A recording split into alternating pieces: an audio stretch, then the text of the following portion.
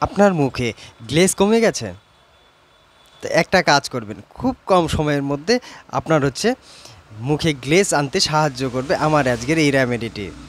আপনাকে নিতে হবে মুলতানি মাটি 1 চামচ আর চালের গুঁড়ো 1 চামচ।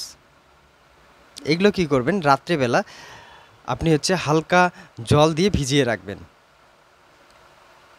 হালকা জল দিয়ে ভিজিয়ে রাখবেন, যতটুক প্রয়োজন আছে যে এটা ভিজে যাবে ততটুক জল দিয়ে আপনি রাত্রেবেলা ভিজিয়ে রাখবেন। সকালবেলা আপনি আগে কি করবেন, সেখান থেকে অল্প একটু নিয়ে মুখে ভালো করে আগে মালিশ করে নেবেন, যেটা ফেস ওয়াশ করে। আপনি কোনো ফেস ওয়াশ লাগাবেন না, শুধু এই ফেস ওয়াশটা করবেন। অল্প একটু নিয়ে আপনি মুখটা আগে ধুয়ে ফেলুন। যখন ধোয়া শেষ হয়ে যাবে আপনাকে দ্বিতীয় নাম্বার কি করতে হবে, ওই বাকি যে অংশটা আছে সেগুলো ভালো করে মুখে লেপ দেন। লেপ দিয়ে 30 মিনিট রাখেন।